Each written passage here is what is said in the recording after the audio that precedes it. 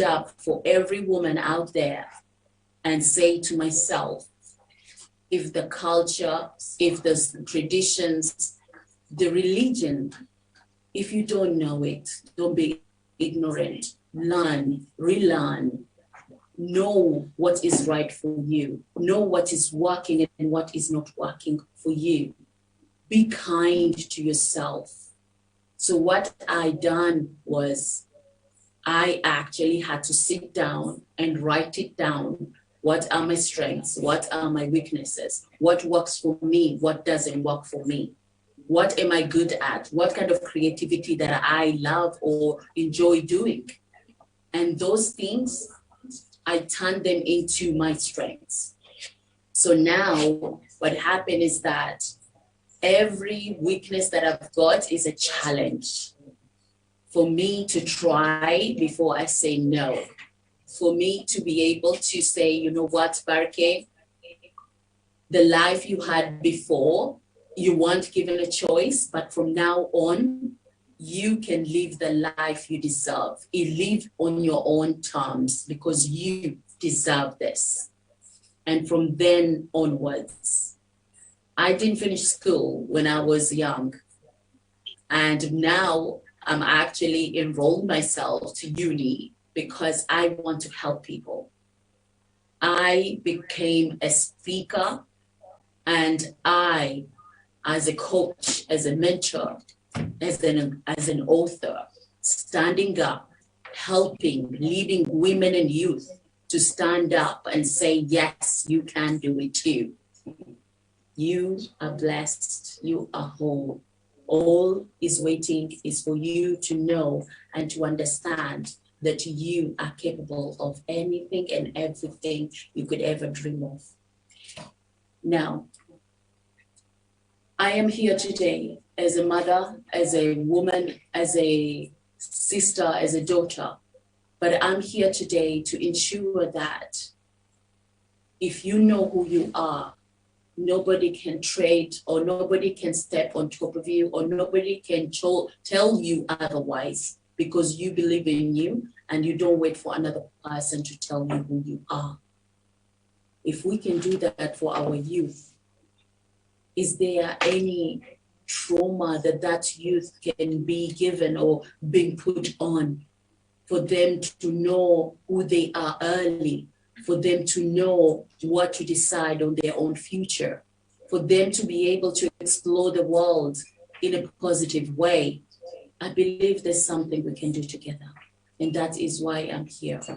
So let's work together to ensure our next generation is doing amazing things. Thank you so much. Now, I would like to introduce you to the next speaker. This man is amazing and he has an amazing journey. You had mine, but his is gonna blow your mind. And coming from being exposed from gangs to actually overcome and build himself to who he is right now, I would like to introduce you to Xavier Bass to be here today and to share his story with you. Thank you so much. Thank you, Borky. I appreciate very much. That's a powerful story. And thank you for sharing it. I know that many were encouraged and blessed to hear it. As Borky stated, my name is Xavier Baez, and I'm from Nicaragua, Central America. And I am blessed to have the opportunity to share a bit about a story of concerning that our youth does have a great future. You know, our organizations just like this one, Omanisa, brings us the reality of the need, not only in the States and the UK, but around the world, that there is a great need. Being in Central America, we see many, because due of poverty, violence have emerged. In every single country, city, and states, they have basically a little we look at as delinquents, the outcasts. My father was an alcoholic. My mother was a workaholic. And being from a country, entering to the United States, not being able to share or understand so much of the language, it caused me also to get involved in gangs. And, I believe that every single child that is born doesn't have in their mentality to say, well, one day I'm going to be a gang member. One day I'm going to try drugs. One day I'm going to rob this mother or enter and be a thief into this house. But I believe that every single child inside of them is what becomes a fruit of their soul. If it is toxic, well, it will come out. And that was who I was. From 9 years old to 17, I was, we were the wrong crowd. Gangs, I got involved in Santeria, which was witchcraft, and many of things that caused toxic. But one day, somebody saw something inside of me that I didn't know. They invited me to a small church where I heard the first time about the gospel. And there, I accepted Jesus as my Savior, and I was mentored by a Miami sergeant. This Miami sergeant showed me something completely different. Now I had encounters with other officers, but he was different. You see, he saw something inside of me that not even my parents knew I had inside of me. And he took time to mentor me. I want to share with you a story, one of my favorite stories in the Bible. That is about a short, very, very hated man as a chief tax collector named Zacchaeus. See, the story says that this man have heard about Jesus and he got on top of this tree because of curiosity. He was hated. But one of the things about the story says that he was a very short man.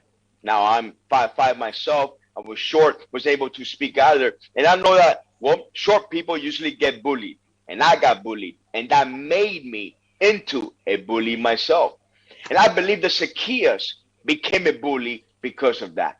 I believe that as he was growing up, all the tensions and all the hatreds and all this bullying around within him got him to the point of him one day saying, all of you are going to pay for it. And boy, they did. Really hefty. Not only he would tax them more than they were supposed to tax, but he himself was a chief, meaning that he had others doing extortions under him. But the story goes that Jesus went directly to the tree where he was at. Not as the tax collector, but as Zacchaeus. That man with such a stature, with wealth, to climb a tree, to look for one of the most famous person that was walking the earth in that time. That Zacchaeus, that creative young boy inside of him, was inside of that tree. Yet he called them, and the story goes that he end up being in his house. And in that time, just in a small fragment of breaking bread, of having dinner, Zacchaeus, the truth of Zacchaeus came out. And said, you know what, Jesus, I'm not only going to go ahead and give back what I stole, but 4 times to all those that I've stolen from. And from an oppression, financial hatred, this financial oppression that was the city of Jericho was going because of the hand of Zacchaeus. All of a sudden, they all received a financial release. Not only of them, but many of them were rejoicing and having, because there was a grip that was there. But why did that happen? I believe it's because what everybody was seeing, the chief tax collector that was hated, Jesus saw someone inside of him looking at, well, the truth of Zacchaeus. And I want to share with you that there is a great importance of finding the Zacchaeus inside of them. And there's a very importance of trying to find inside of this Zacchaeus that looked in. Many of us, sometimes we do not look, and we target and we try to go back and forth trying to find the truth of somebody. I believe that every young man that is broken, that have a broken home, every young man that might be toxic, maybe every young man that might be negative, maybe young man that you're looking around driving and look at somebody that's in the corner of the street, maybe your gang member in your neighborhood. Maybe that person who is giving themselves. No, when we are able to look into the heart of the being, we might find that Zacchaeus, that had the curiosity is, can there be something better than I am now? And that's what I believe. See, just like that Miami sergeant that looked right direct at me, he looked beyond my gang member outfit, my attire. He looked beyond my bracelet of being in Santeria. He looked all beyond that, and he saw something inside of me. He saw that inside of me there was just a broken young man that needed a mentor, that needed just to get out of the rough path of life and figure out that there was a smoother one that was better, to be an asset instead of a liability in our community. And I believe that you and I have that power. You and I have that power to look beyond the outside skirts of somebody's past or even present action and understand that they too can be an asset to the community. Just like how Jesus saw Zacchaeus, we too, if we train ourselves and give an opportunity, we'll find the Zacchaeus out there. We'll find the Zacchaeus in our neighborhood. We'll find the Zacchaeus in the most ghettoous places of our cities, if we just give the time to look for them. As the story tells us that, he was trying to find the good of that person, that curiosity. If you look at it, many negative attentions are usually for them to grab something, to say, look at me, see me. They're trying to grab your attention. Instead of putting them aside and labeling them, I think we have one of the greatest opportunities to transform our community if we reach out to one Zacchaeus at a time. To give it time, just like this Miami sergeant gave me, to mentor me once a week, to be able to develop and train and equip. I think we could do that. I know that we could do that because we have done it. In our ministry and our organization, we've been able to see those young men that from the outside, well, they've been pinned and labeled by society. But today, they're giving back and they're fruitful. They could become others, that are an army of those that have been redeemed, that have been helped, that have been becoming the next mentors for those who are broken. So I want to encourage you that are watching this now. I want to encourage you that even that person that have done many wrongs and many lists, and maybe they have wronged you, because some of them have wronged me. If you go back in them and find out, well, maybe, what if there's a Zacchaeus inside of them? What if there's a Zacchaeus inside of them that'll be able to transform the community? What about the Zacchaeus that end up having an invention, or the next invention that would transform this society, this world? The next Dr. Martin Luther King, the next Abraham Lincoln, the next Churchill, that will end up bringing a peace because they know what brokenness is. If we give that opportunity, that platform, they're right there, they're exposed. Zacchaeus was on top of a tree.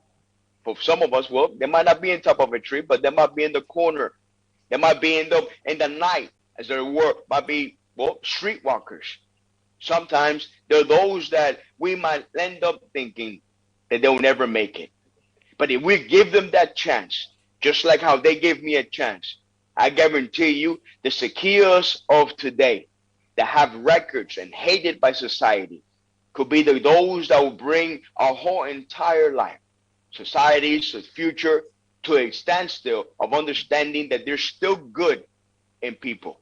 There's still good in those that are gang members. There's still good in the hearts and the mind, if we just give them a chance to become that Zacchaeus. Again, thank you very much. My name is Xavier Bias, and I want to bring out our next speaker. This speaker has given 3 decades of it within his career to bring in the level, not only the personal development, but in developing with the business and technology and finances. He is an ICF accredited senior consultant. And it is a great pleasure to go and introduce to you Brian Kelly. Thank you so much, Xavier, for that kind introduction and for that powerful story. So powerful, the stories we've heard so far. So I'm going to get started with saving our next generation. What could be more important? And you mentioned Martin Luther King, Xavier, and I've got a quote: whatever affects one directly affects us all indirectly. I can never be what I ought to be until you are what you ought to be. This is the interrelated structure of reality. The truth is, we're all interconnected as human beings and as a global ecosystem. A recent example of COVID-19 gives us a look into interconnectedness. The pause we experienced last year due to the pandemic allowed nature to reset, and it allowed us all to reset. The pause created the conditions for our interconnectedness to be reflected back to us, not just within our local community, but globally. Systems were disrupted. Remote working became the norm. Education transitioned to distance learning, and home and work environments became one, which allowed us to more starkly see and appreciate our shared humanity. For those who chose to accept it, the pandemic presented a great invitation to connect, to come together, to connect yourself, to gain clarity on what matters most, and for us all to become better and appreciate the power and the opportunity that our interconnectedness offered us. Saving our next generation presents the same opportunity to come together, to focus on what matters, and to create a better future together. To realize that what happens to one becomes an invitation for us all, an invitation to change the trajectory of a young offender's life, and in doing so, to uplift a family, a community, and society. So what happens then when a young person chooses to commit a crime? There can be many circumstances that drive their choice. I believe at the heart of their choice is disconnection, incongruence, and the need for love. These reflect our basic human needs for connection, to feel valued, seen, heard, and loved. My story, at its core, is about reframing my unhealthy relationship with vulnerability. It speaks to disrupting patterns, to shifting beliefs, and to creating new possibilities. I had come to believe that vulnerability meant weakness. Men don't show emotion. Men don't cry. These were messages reinforced throughout my life, even to this day. Most importantly, this is what I observed and this is what I felt and learned from those around me. This reinforced the conditioning from influencers and societal expectations early in life and became part of my learned belief system. The problem with this notion of vulnerability is it's simply not true. Yet I did not have the self-awareness nor the tools to know any better. I often felt lost. My belief around vulnerability shaped how I viewed myself, the choices I made, and how I showed up in life. I lived perpetually in self-protective mode, with anxiety, lacking trust in myself, and ultimately others. My learned conditioning taught me to play small, to often value and respect others and their perspectives above my own, and to conform to expectations of others, even when this felt incongruent to my truth. As a result, I became disconnected from myself, my true self, for a significant part of my life. Living in incongruence was frustrating. It was this perpetual feeling of hopelessness and despair. It wasn't until later in life that I developed the awareness to reframe this limiting belief and to see vulnerability as innately human and as a strength. It is through vulnerability that we genuinely connect with one another. This reframed changed the trajectory of my life. I often wonder, how would my life have changed if I'd been able to see vulnerability differently as a youth? Upon shifting my relationship with vulnerability, what I felt was relief and liberation. I reconnected with hope, and now I was able to see possibilities for my life and career that had always been there, but that I previously was unable to access. I began to experience greater self-love, self-acceptance, and self-compassion. I reconnected with my soulful self. I was more discerning about the people I surrounded myself with and who I listened to. I became more self-confident and made wiser, more congruent choices. My trajectory in life had changed, and I was back on the path to becoming me. I share my story because I see in it the story of hope and possibility for our youth. When we choose to care, connect, and be the light that reveals their light. Notice the theme of pattern and system disruption as a means for redirecting to create better. Our social systems are in place to protect us, yet in some cases, they do not always serve us. What our youth offenders need is love, hope, and a redirection that offers a better future for their life. The opportunity and the invitation is to become the mentor, the caring, supporting person you needed at some point in your life. To essentially see your young, vulnerable self in the young offenders. To become non-judgmentally curious about what caused the behavior of the young offenders, and to offer tools, resources, and support to create a better future for youth offenders. We can do this. Camara Youth is doing this by caring, listening, and offering a pathway of education, reform, and transformation, rather than the rabbit hole of crime and incarceration. By being the positive example that helps young offenders see new pathways.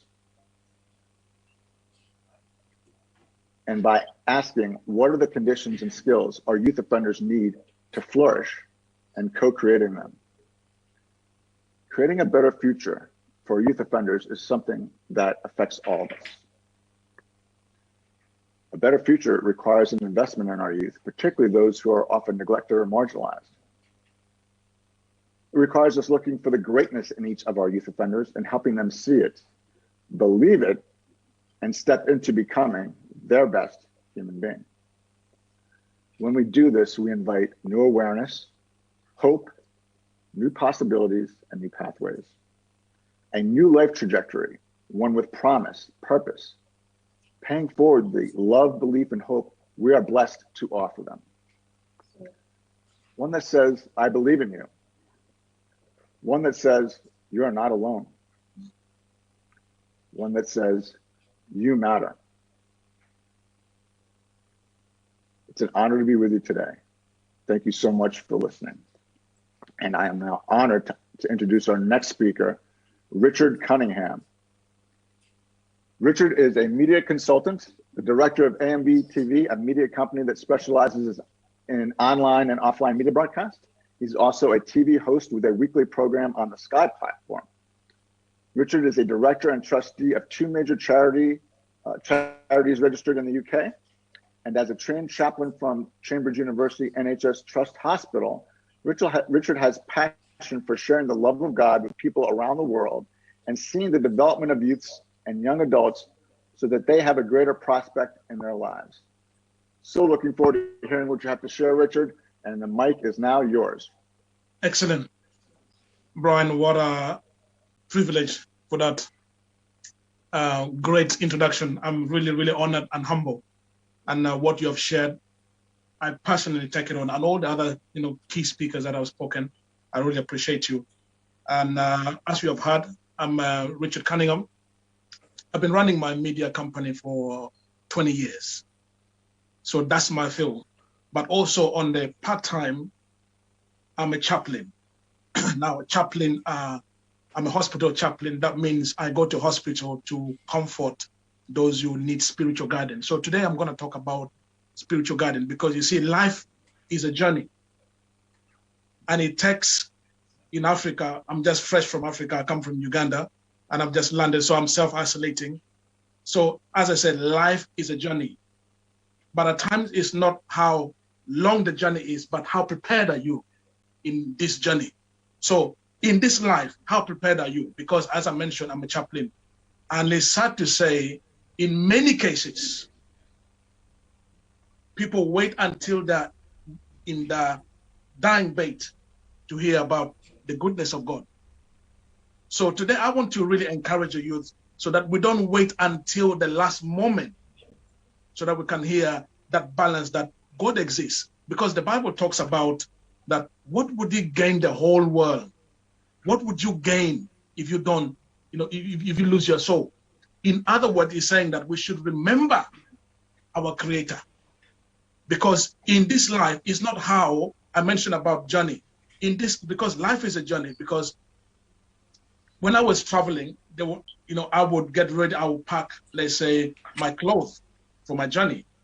I would pack my shoes. I would pack maybe a power bank. I will pack gifts that I'm going on this journey in Africa. I will pack so many things in this suitcase.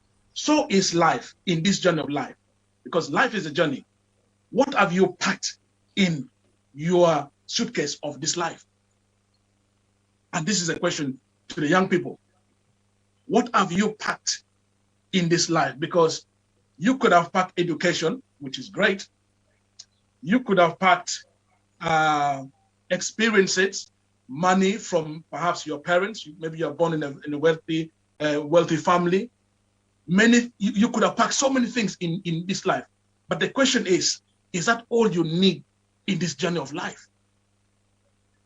That's a big question. So I'm here to bring spirituality, that in this life, we need to acknowledge God, the Creator, because He's the one who has given us this life. He's the one who has given us that breath. Many occasions, as a chaplain, we are called to give the last right. It is sad. Many times, people want that help because the education they've depended on is not working. The money they have in the bank is not working. The lifestyle, the cars, you name it, at that point doesn't matter. All they want is what we're breathing. So I want the youth today to understand the importance of the one that gives life. Because as the Bible says, you can gain everything in life. You can gain all the experience, the money, the jobs, the position, you name it. But if you don't have life, this breath, it also means nothing.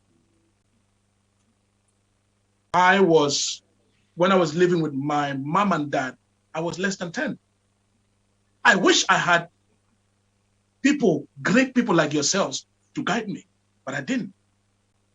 I wish I had even mom and dad when I was a teenager to guide me, but I didn't have that chance.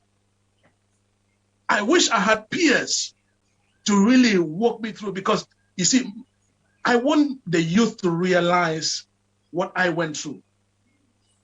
And to really, that's why I want to really appreciate everyone speaking at this point, because we are offering a guide to our next generation. And that's why it says, saving our future generation. I was in boarding school. I never grew with my mom and dad really in my teenage. I started living by myself when I was 17, paying for myself. So my only guide were people around me. My only guide was the Word of God. I thank God somebody introduced me to this great faith. And at this point, I also would like to acknowledge those who have different faith. Yes, I do respect that. But I'm telling you from my point of view, I was introduced to Jesus. And today I want to introduce Jesus to the youth, because it is written that we should remember our Creator in the days of our youth. If you can just remember, it's not requiring much. We are just required to remember in this journey, put God into your suitcase of this journey. In all your education, in all your experience, in all your job, in all your pursuit of career, remember your Creator. And that's what I want to bring. I don't want the youth to grow and in pursuit of life, and then they come to us on their dying bed, in chaplain, in hospital, saying, please pray for me. Please help me. Please, we don't want that. So I want to encourage the youth. Please remember your Creator in the days of your youth. Remember, life is a journey. And in this journey, what have you got in your suitcase? How prepared are you? It's not how far the journey is, but how prepared are you? So in this life, if you can just prepare, remember God, because you can gain the whole world, but what will it gain you if you lose your soul? Because one day, this life will be taken away from you. We are all in this path, in this journey, that sooner or later, this life is going to come away from you. When I was coming back this Saturday gone, Sunday, on the Saturday, one of the young men that we shared so many things with passed on. And it's not because he suffered so many, so many diseases. No, he went for a checkup. And within 4 days, he's no more. Life has been taken from him at 41. So this journey, we don't know how long it is. We don't know when our time is. We're encouraged to remember our Creator.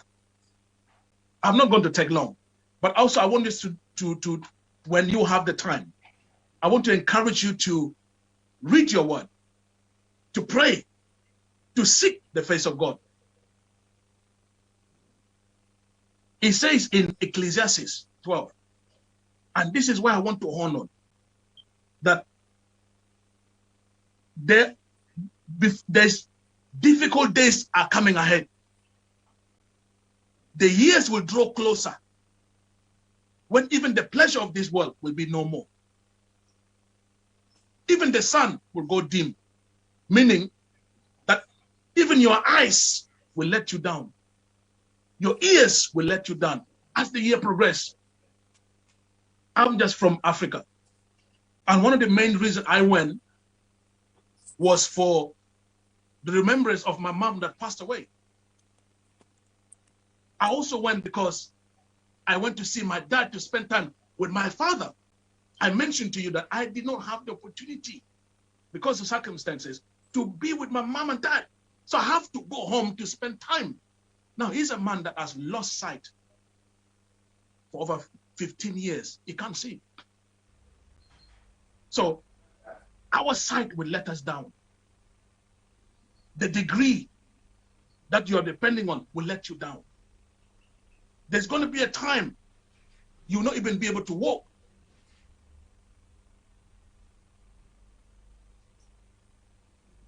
So many things will happen, but he's saying we should remember our Creator.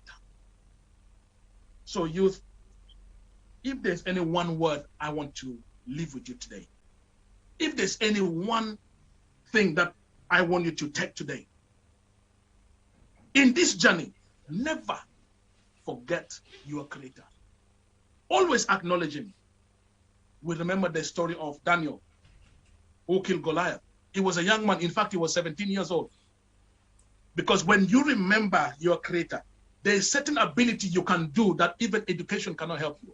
Because in the story of David and Goliath, he is a 17 years old man that was used by God to do something so great that even the army commanders, that even soldiers, even great men of other great men could not achieve. So by you remembering this, remembering your Creator, God can give you certain abilities that will show. So I would like to present my next speaker is Cheryl Minette. I've talked to about before that, my father lost sight. So this is a lady that will give you great inspiration because she has overcome great difficulties and she's now inspiring great youth, great audiences. I want, ladies and gentlemen, to welcome the CEO of Vision Navigation Consulting, Cheryl Minette. Bless you. Thank you very much, Richard. Thank you very much for that. And thank you, Nisa, for this event today. This is a wonderful platform to be a part of. As Richard said, my name is Cheryl Minette. I'm the CEO of Vision Navigation Consulting. And we deal with assisting 4 types of people. One of them would be the category of parents. And that's what I'm going to speak to you about today. And I want to speak to the parents about awareness. Anyone that's a parent, I'm sure you know that we try to do our best. We try to do what we can for our children. And the joke is when a child is born, we don't get a manual. It is on the job training. And no two children are alike, whether they're the same sex or not. Learning is different for each of them. And parental duties are different for each of them. And we really need to be on our toes. And when you have children, especially multiple children, a lot of times as a parent, you'll have the younger ones go along with the older ones, you know, as the older ones are going out to do things. And I want to share a story with you. I have an older brother. And when I was a very young little girl with ponytail curls in my hair, unlike the ones you see today, we would go for these walks often. I would go with him to run errands. We would walk around town, and we would always start out going a certain route. And one day, after receiving my new glasses, which I started wearing glasses at the age of 3, one day after receiving a new prescription, we're walking our same usual route, and I'm skipping along, holding his hand, looking all around as little kids do.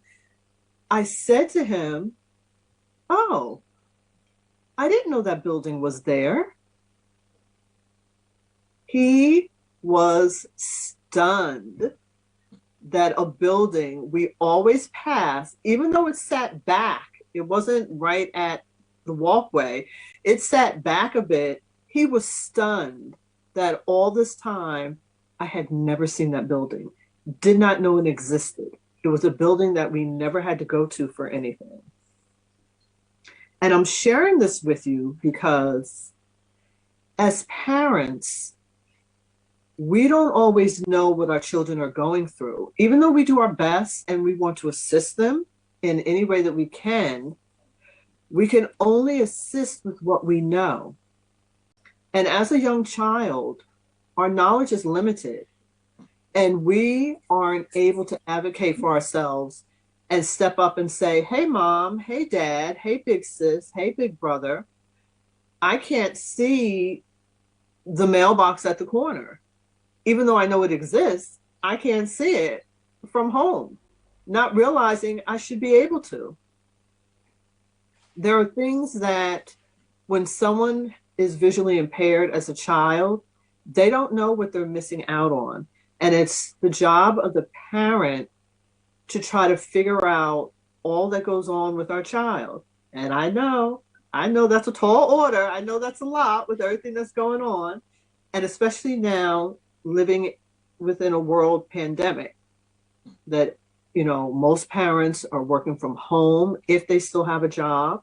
Some are still working outside of the home, but they're trying to juggle having children that have been pulled out of school who are now home doing virtual learning.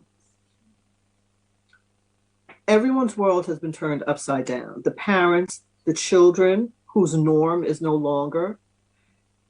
They're no longer in school interacting with their teachers. They're no longer in school interacting with their peers. They're not able to have play dates and hang out with their friends. This affects them in many, many ways. And as parents, as we are raising our children, we're trying to figure out underneath that what's best for them label. We're trying to figure out all things. And when it comes to their mental well-being, their psychological health, vision plays a big part of it. And if we overlook a child's vision, it can be a detriment to their future. Because when it comes to learning, not just for children, but for everyone, 80% of your learning is visual. So if there's part of that that's missing and a child can't tell you that it's missing, they're at a disadvantage. Now, with that, it not only affects the learning, it affects their social skills.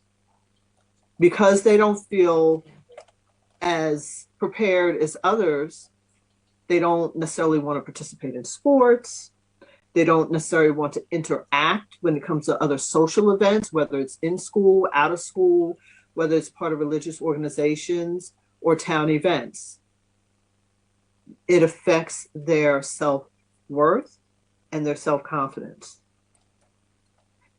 This affects children mentally and emotionally, and it's something that as parents, there are things that we can do. And what I give you as part of being a forward thinker, being a parent, and someone who's concerned are the insights of what you can do. It doesn't matter if your child is an infant or whether they're a teenager. There are things that you can do, things that you need to observe with your children in order to determine, you know, maybe they're really not being a clown. Maybe they're really not, you know, messing around, tripping up, being that awkward kid. Maybe there's something going on with their vision that's causing them to act and react in the way that they are. And that's something that parents can learn. That's information that they can learn. Because it's very important for the child as they grow, as they learn, interact with others through their early years, their school years. It's something that you want to pay attention to. So you really need to observe your child. And if they're sitting in front of the TV, they should not be sitting up on the screen, like within 2 feet. They should be sitting way back from the TV. And if they tell you they can't see it from there, that's a red flag. That's an indication. Children should have their vision checked and have their eyesight measured minimally. And don't believe that I'll go get their eyes checked. No. And there are things that you can do. So with that, I want parents to know that they do have the opportunity to become empowered, and there's much that can be learned. I thank you all for this time. Moving on to the next speaker, his name is Gary Turner, and he is a man that anyone would be honored to know. He is not only a great human being, he is a recovering human being. Gary is a strategic advisor. He's a thinking partner, and many of us need one of those, most definitely. He is also a practitioner to MDs, senior leaders, and teams. Gary, come on aboard. The mic is yours. Thank you so much, Cheryl. What a powerful, powerful story. Really appreciate you and everyone so far for your shares. So I'm going to come a little bit from a lens similar to our friend Brian around the vulnerability topic, but I first want to start with a reference to a book.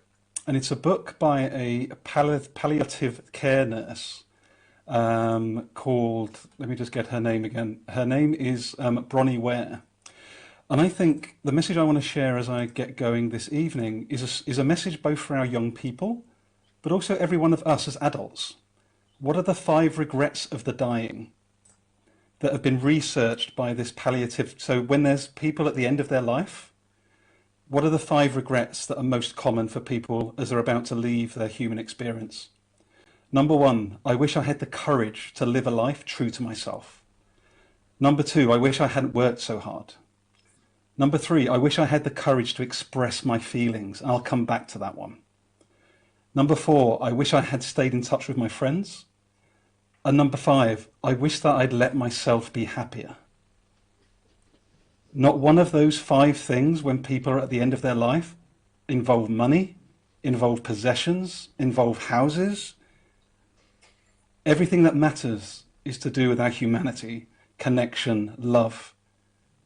It's how we interrelate with one another, beyond the skin color, beyond where we live in the world, beyond the lived experience that we have.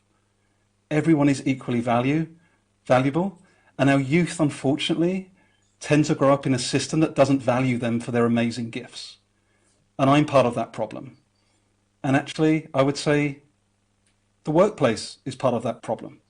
So my invitation tonight is I'm going to share a bit of my own story, and I'd love also to offer a provocation to us, as Cheryl has, as parents, as adults, but also for our youth. You know, our youth deserve better. Our youth deserve to have the best possible start without fear, without being held back.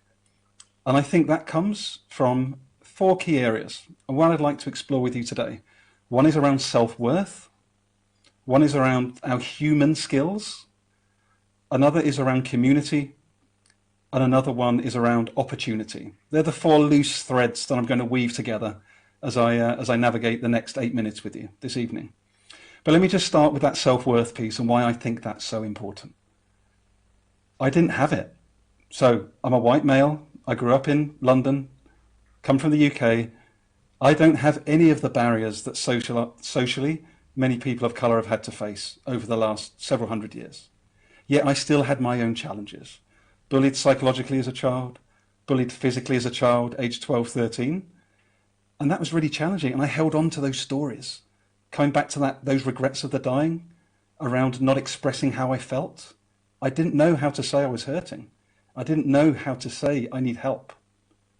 I didn't have the environment around me. My parents are fantastic. They've been amazing. But I, as Gary, didn't know how to say, help me. I didn't know how to say that. I was not emotionally mature enough. And I look at the workplace today in 2021, governments, multinational organizations, multi-billion-dollar corporations are being led by people that do not know how to express emotion. And my invitation is we need to help our young people know it's okay to cry, to say I need help, to say I want to be part of something bigger than myself. I don't need to go to that gang because I can be better than that gang. Why do people go to gangs? I love referencing Xavier's story.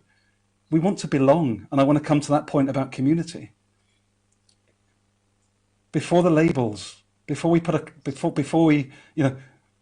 are a colour, like I love that we do have this intensely diverse group this evening. Look at it, it's beautiful that Unisar's brought together. But before we put any labels on, we are equally human. And we've lost our way. We're too busy trying to find that person that's got these 6 labels, or this person's got then 10 labels. And my invitation is, how do we help young people know that they are amazing before any of the labels are attached to their well-being? And back to Cheryl's point, it starts with us as parents. It has to start with us as parents. If we have brought these people into the world, how do we let them know that they are loved? How do we let them know that they can make mistakes? How do we let them go and make experiments and put mud in their mouth and then spit it out because it's horrible? It's an experiment. This is what we do when we're growing up. So why I wanted to start with that story is that this is not, this conversation this evening is about our youth, but it's about the systems. Our youth are the start of the system, but there are so many different parts of this system: the workplace, education, every single one of us. And my invitation for each one of us viewing this evening, and also for our youth, is how do we help people realize they are enough? Because we come into the world knowing that we are enough, and then we learn how to not feel that anymore. Whether it's through education, whether it's through being at home, whether it's through the workplace. And my invitation is, how can we help our young people remember more often that they are enough? That's my first point about self-worth. Because when we come from a place of high self-worth, it doesn't matter what's going on in the world outside of us. We still love ourselves. We know we are enough. We know that we are worthy. And we know that we can try our best from that position. And I believe that we can all have a responsibility to help our youth know that they are enough. That's my first point. My second point is around these humanistic skills. I think we've probably all had some fun the last 3 years, particularly the pandemic has made us realize that topics like vulnerability, as Brian role models so beautifully, as Richard speaks about spirituality, we are all spiritual beings living a human experience, however we recognize where that energy comes from. These things matter. Yet again, we haven't been taught them. They're not things we are educated to be human. We're educated to be like robots. And we need to let our young people realize they are beautifully human. They are beautifully worthy. So this is my invitation is, how do we intentionally make sure that our young people are being given the opportunity to practice these life skills, these human skills? Because as we navigate change as business as usual, and it will only continue to get faster. I see it in my own organization, which is a 3.5 billion turnover organization. The very thing we're missing is what our young people already have. So how do we make sure that we maintain those incredible skills of curiosity, of listening, of connection, of play, of challenge, of imagination? That is everything that we need in the workplace, and we're desperate to find it. And our young people already have it. So how do we protect and develop those human skills? Onto community, and this is a beautiful community that Unisar, of course, is developing with his Kamara youth. Every single one of us, again, regardless of what we look like, where we come from, what we sound like, we all want to belong. It's a natural state. It's tribal. And do you know something? I also want to invite us to remember, how many human races are there? I'm pretty sure there's only one. I've not come across 3 or 6 or 26. I'm pretty sure there's one. We come from the same stuff. And I think when we realize that, and we can help our young people realize that, in a world of comparison and social media and likes and cars and materialism, if we can just help our young people realize that below all of that noise, they are enough, they are worthy, they have everything they need to be the best possible version of themselves, but we need to guide them. They don't need us to tell them anything. They just need us to guide them and be in their corner with them as they fall over, make mistakes, and learn. And the other point I want to speak to is about opportunity. Look at the last 12 months. We cannot ignore the last 12. My growth the last 12 months has been incredibly powerful for all of the obvious reasons. I cried for 3 days last May when George Floyd was murdered. I cried for 3 days. He's not the first person for that to happen. So why did I cry? Because I felt it. I'm now in a position at age 44 to feel and express my emotions, which I couldn't do even 5 years ago. So that then circles back to my previous point. Our young people have to be able to express emotion. Otherwise, we will continue to repeat the challenges that we have today in the workplace and in the world at large. Our young people are our future leaders. They are the future politicians. They are the future business leaders. They are our future cleaners, our future carers, our future teachers. They're also the people that are going to pay our pensions. So we need to really look after them. So, you know, in all sincerity, like our young people, they are our lifeblood, and they deserve better than what they're getting today.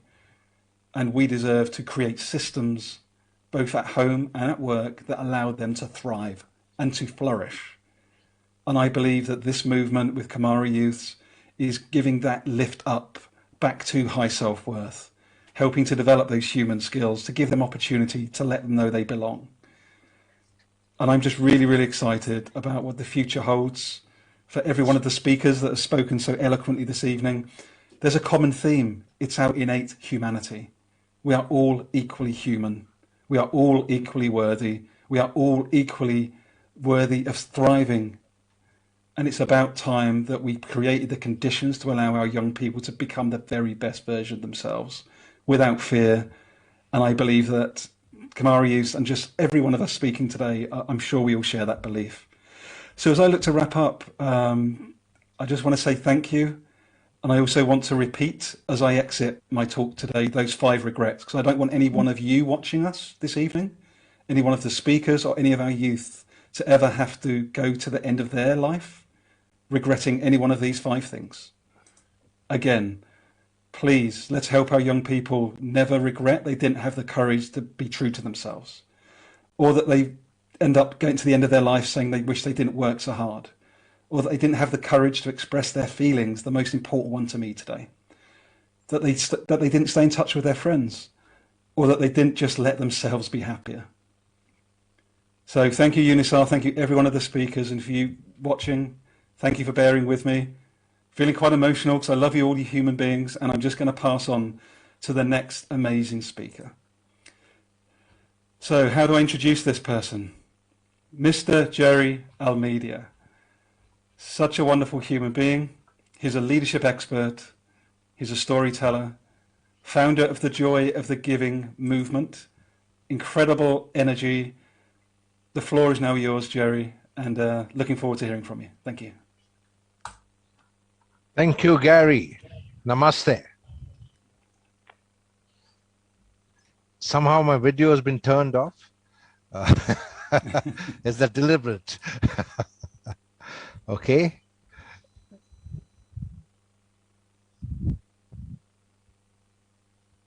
Are you with me? Or am I with you? We can hear you, Jerry, but can't see you, sir. Yes, I know. I figured it out. Unisa has done this to me. Oh, Unisa, we see you. Unisa turned my video off. Unisa, I respect you.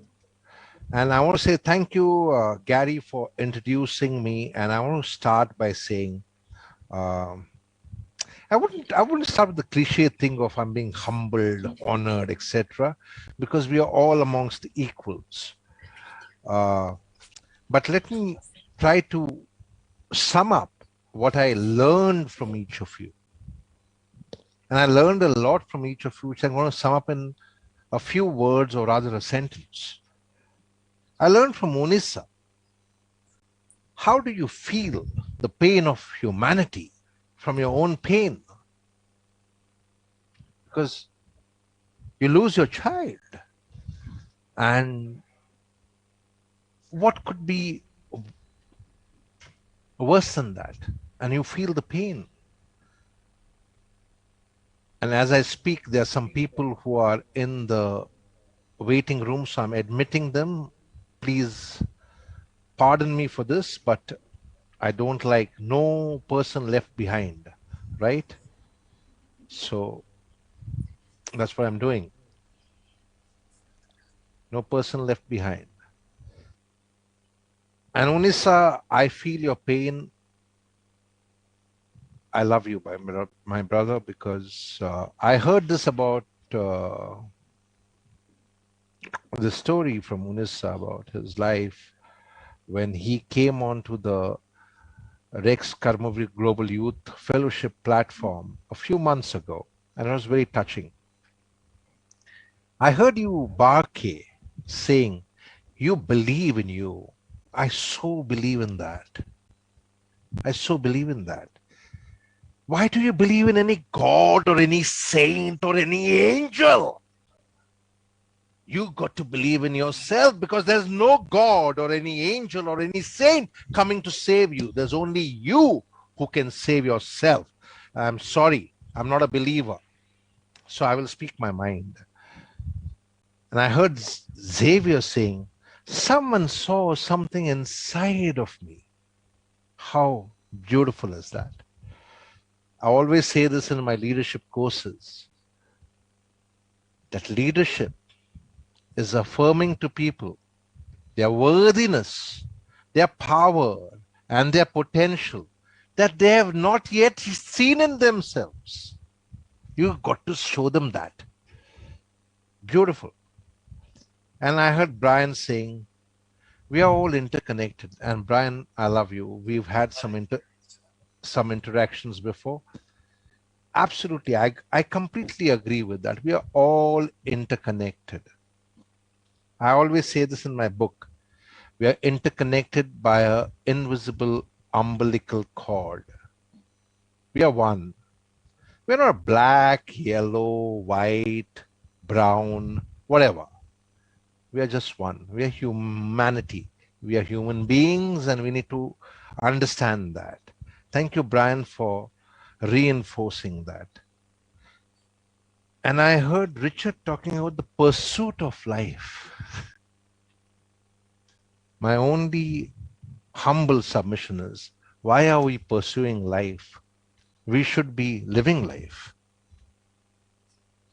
We should be above life. I always say it's not work-life balance. It's life, play, work balance, which means life is the most amazing thing. If you're not about life, nothing else can be worth it. And then I also heard 80% learning is visual. I completely agree with that, Cheryl. And my heart goes out to you. And you're my hero, like everybody else. But I completely agree. 80% learning is visual. And then my dear friend who introduced me, Gary, said, don't know how to express emotions. Very few people in the world know how to express emotions. So there's nothing to worry about. With that note, I will start by saying my name is Jerry Almeida, and namaste again once to all of you. I'm very happy to have partnered with the Unesa Kamara Youths Movement. I call it the Unesa Kamara Youths Movement because Unesa is the power of one, and I'm very happy to partner with him. I have a very simple life story. My father died when I was 8. Seen tough times. I don't ever feel it is a story to write home about, but I will share it since all of you shared it. Seen very tough times. Lived in a small room, which was almost like a toilet. Seen it all. Then so after my father died when I was 8 years old, my mother got married again once after my father died, and he wanted to put me in a boarding school. And my mom said, no, he's my son. I won't put him in a boarding school. Thank God for my mom. Whichever God you believe in. I am not a believer. Then my mom married again.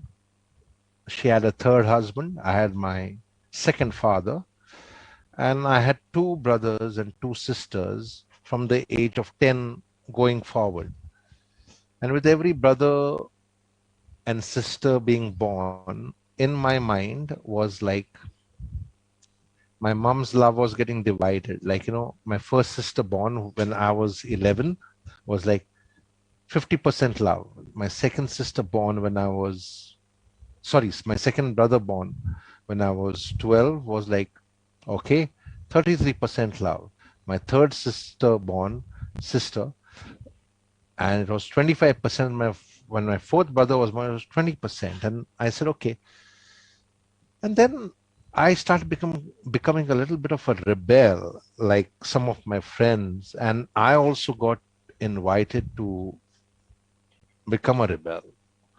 And people said, why don't you join us to deal in drugs, to become a part of the goon movement or the mafia movement? And I said, no, I don't want to do that. In life, we all have nature and nurture, we have circumstances, we have situations, and then we have choices. And we don't have choices because God chooses for us. I refuse to agree on that, with all due respect to all my friends. We have choices because we make those choices. I want to choose what is right, or I want to choose what is wrong. And I chose to do right. I said, no, I cannot do this. I cannot deal in drugs. I cannot do anything which will get the youth misled. So I stick to my agenda of trying to empower people to do what is right. And that is where we are. And I'm very happy that, along the way, we have met Unesa, and I'm going to show you some slides about what we are doing right now. This is the Rex Karmavir Global Fellowship Movement, which is part of the Kamara Youths Movement, because we are powering it, and every charitable organization which is empowering the youth will get a citation and a digital medal in the next 1 week from us, because we have seriously partnered with Unesa Kamara. And beyond that, what I want to say is one more thing. And this is that one more thing that I want to put up there. which I'm going to play as a part of the proceedings, because I don't want to say too much. I just want to say this much.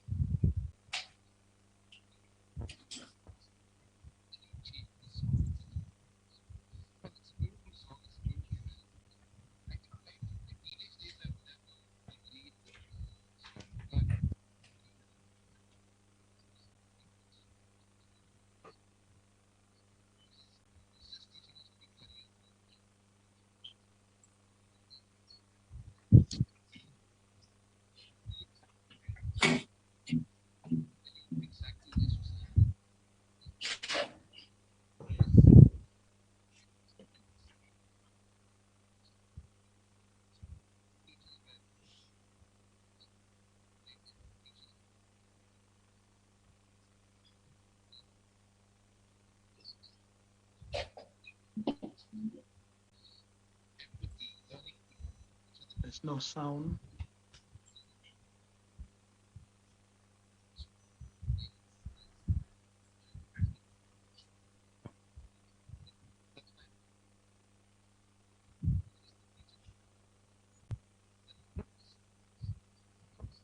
There's no sound. Jerry, I do apologize. We cannot hear you on this end. It's the video. The video.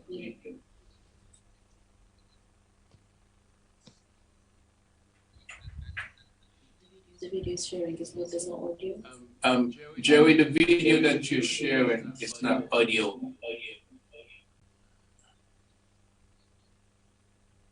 Perhaps you can narrate it.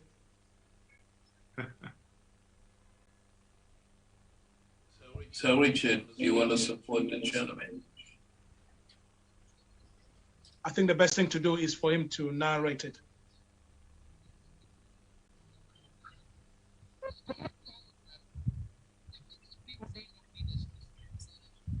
I think what he has done is combine both. You have to, I don't know, maybe your audio is not on, Yeah. Jerry, because he's saying it's muted.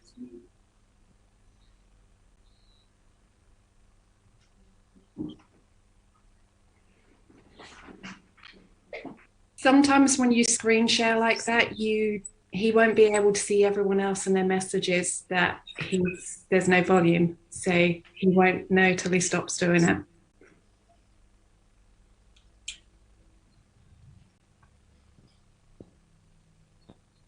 Jerry, can someone text Jerry? Because Desmond is speaking shortly.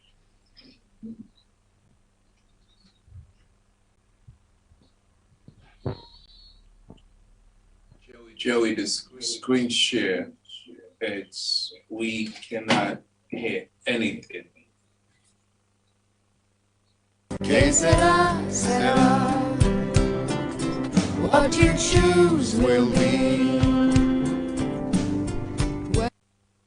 It's like a lot of people are keep asking us why did you change the song? It's such a beautiful song. Well, it's a beautiful song. It's a beautiful melody. I think right from my teenage days, I've never agreed with the song because I find the song very analogous to what is happening in schools, what is being taught in schools and in homes, which is it's just teaching us to be career mules and consumers, right? And I think it's the lyrics actually kind of tell you exactly where society is headed, because it's futile, frivolous, and fatalistic. Like I say, futile because most of our education systems teach us by rote memory, teach us by rote studying, right? They don't teach us to learn. They're not teaching us essential skills like creative thinking, innovation, right, emotional intelligence, empathy, learning to learn, which are the most essential skills of the future, resilience, and so on, right? Growth mindset, right? How champions need to compete with themselves and not with others. And that's why I find the education system to be futile, at least the teaching methodology, right? Then frivolous because how does it matter whether you're handsome, rich, or pretty? What about being good human beings? What about being better citizens? Time and again we curse the country for being dirty, corrupt. Hey, it's dirty and corrupt because of us. The world is the way it is because of us. So let's own our individual social responsibility and become better human beings, better citizens, right? And and fulfill our responsibilities as human beings and citizens, which means that are you creating a earth which is better than what you were born into? Because not because it's altruistic, selfless, or charitable, but because your future generations will also live in the same world. So it's actually selfish. So be selfish and start doing something to preserve the earth, failing which will make the earth worse than what it is today. Right? And fatalistic because this entire concept, which religions and families teach us, that God has a plan for you. Who is God to have a plan for me? Nothing is preordained or predestined, right? We make our own plans. We create our own paths. We are the captains of our future. We are the masters of our destiny. So I think we need to kind of change the narrative and change the communication. And move children from a fixed mindset to a growth mindset. That's the basic intent of the song, and I think it's come out well because small tweaks that we did in the song is now kind of conveying and communicating that essence.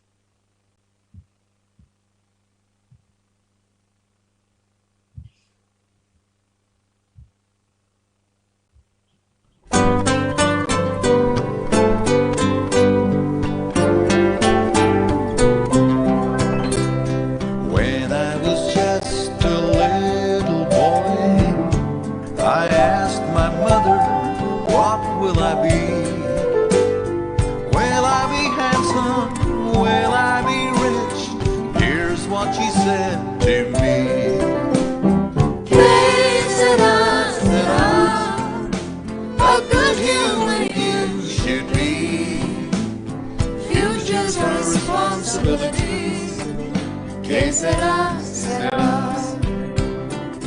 What you choose will be. When I grew up and rose in love, I asked my sweetheart what lies ahead. Will we have rainbows day after day? Here's what my sweetheart said.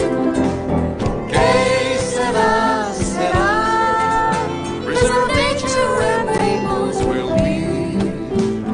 It's ours to say, you see.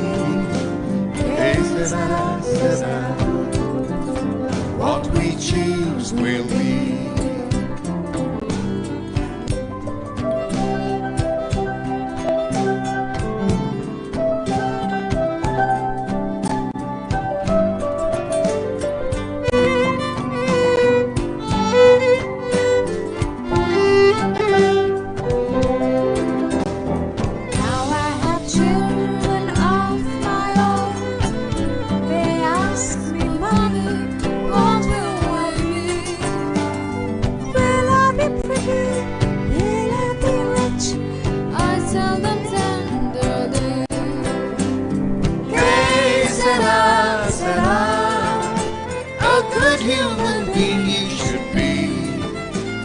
It's our responsibility. Que sera, sera. What we choose will be. Que sera, sera.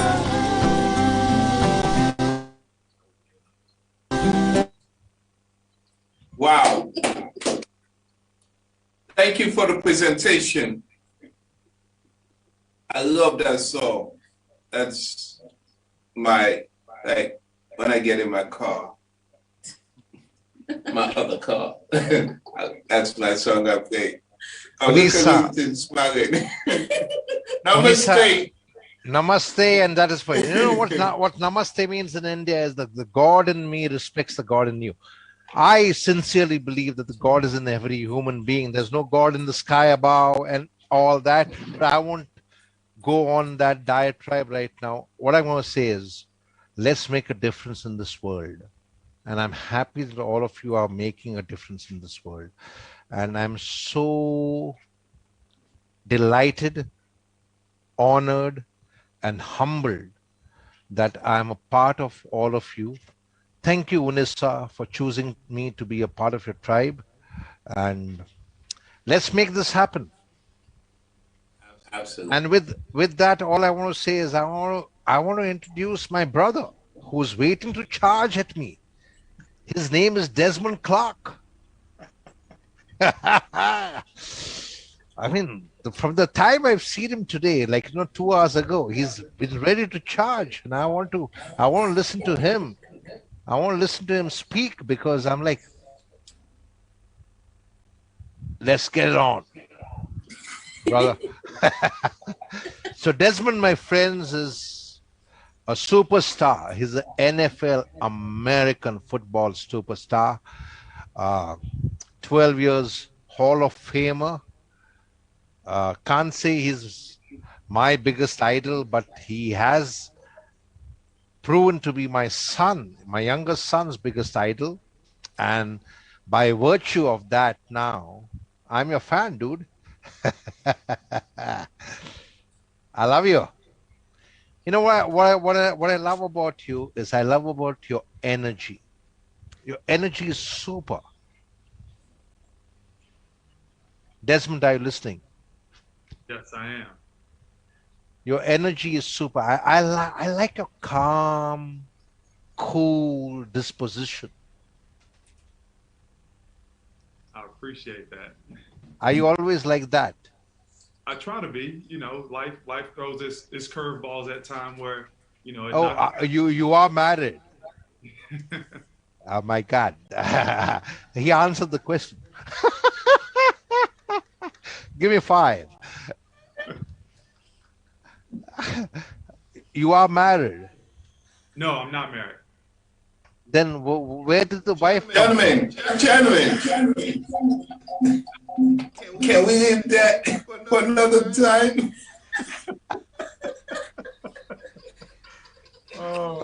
Okay. All right. Desmond, pleasure, brother. Lovely meeting you. Go ahead with your story. Nice meeting you too. And I just want to say thank you for having me on this platform and giving me the opportunity to tell my story, and also to just pour into the youth and just be of value to any and everybody who's on here.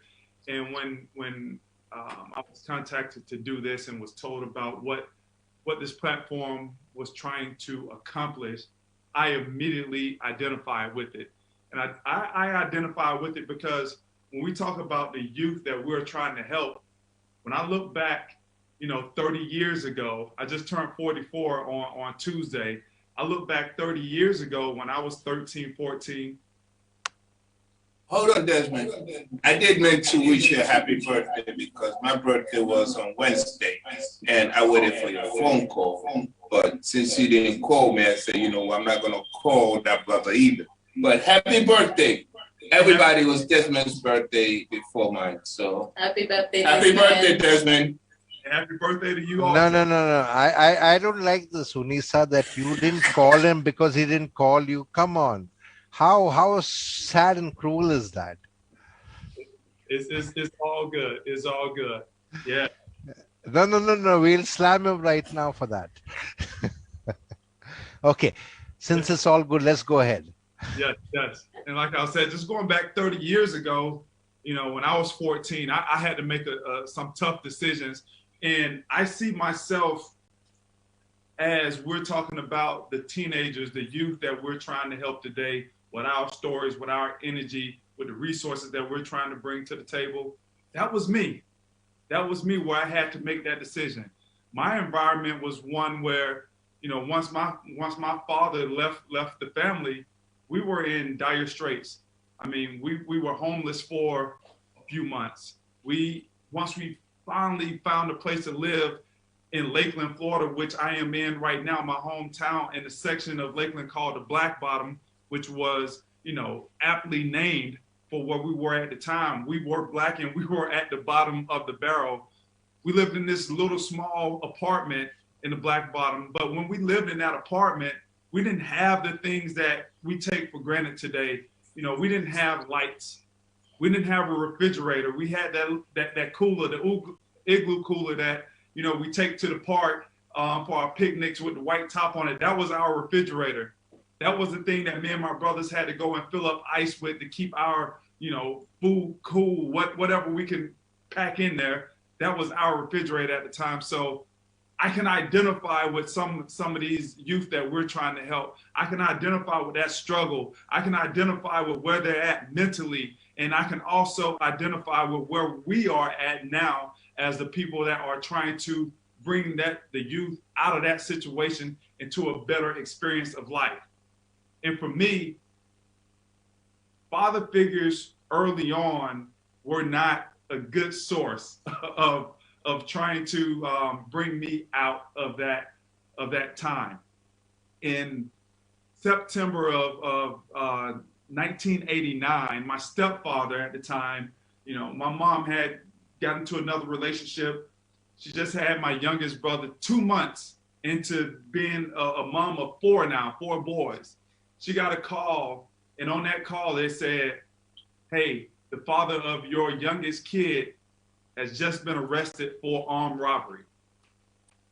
He later got sentenced to 15 years in jail for armed robbery with a toy gun. That's another story for another day. But a month later after that, October 17th, 1989, she got another phone call from family members. But on this phone call, it was, hey, the dad of your older kids has been shot. And now he's blinded for the rest of life because he was shot with a shotgun, 12-gauge shotgun, after having an argument with another crack addict. See, my father early on, he got addicted to crack when I was like 6, 7 years old. And that was the downfall of my family structure, my core family structure. Mom didn't have the necessary resources. Mom didn't have the necessary skills. Mom didn't have the necessary education at the time. But mom was a trooper. Mom got the necessary skills. She learned the necessary skills. She went and got educated. So she had the necessary education to provide the necessary resources for her kids. But before all of that happened, all we seen was death and destruction. Cousins being shot and killed in the streets by a girlfriend, by a police officer. So me as a young man, being a teenager, who do I look up to? Where do I go for answers? Where do I go to learn how to be a young man? And I recall at the age of 14, so when my dad was shot and blinded, just imagine this, just imagine yourself being blind and being a crack addict. And you're trying to get high. You're trying to put a crack pipe in your mouth, put the crack on the top of the pipe and light it at the same time. As a blind man, that could be kind of difficult to do. So what my father would do whenever I was over at my grandmother's house, which he lived, he would bring me in the back room and he would have me light his crack pipe for him. So this happened from the age of 12, 13, 14, 15.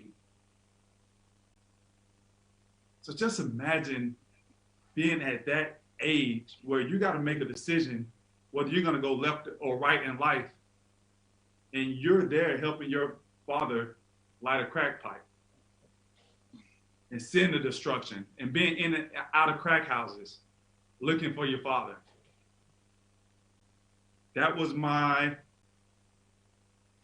life at that time. Like I said, at the age of 14, I realized I had to make a decision because I was now propositioned to be a drug dealer. But I had seen what that life was like. My oldest brother was a drug dealer. But at this time, he had gotten out, he had moved away, gotten married. But I've seen what that life can lead to. And for just about everybody who I knew, it was only a few options. Death, jail, or you become a crack addict and now your life is in shambles. And I recall walking home one day after being propositioned to be a drug dealer. You know, they told me about all the great things that could happen. You know, you don't have to wear those Bobo shoes anymore. You can get some nice Nikes. You can get some Air Jordans. You can get that starter jacket that everybody was wearing that made everybody look cool. And for me, that was appealing. That was very appealing. But as I was walking home and talking to the devil on one shoulder and talking to the angel on the other shoulder, you know, the angel won out with the soft voice.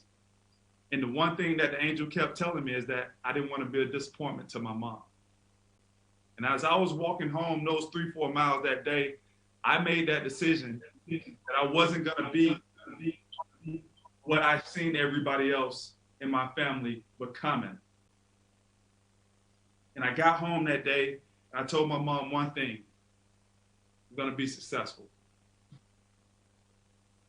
I didn't know what success meant.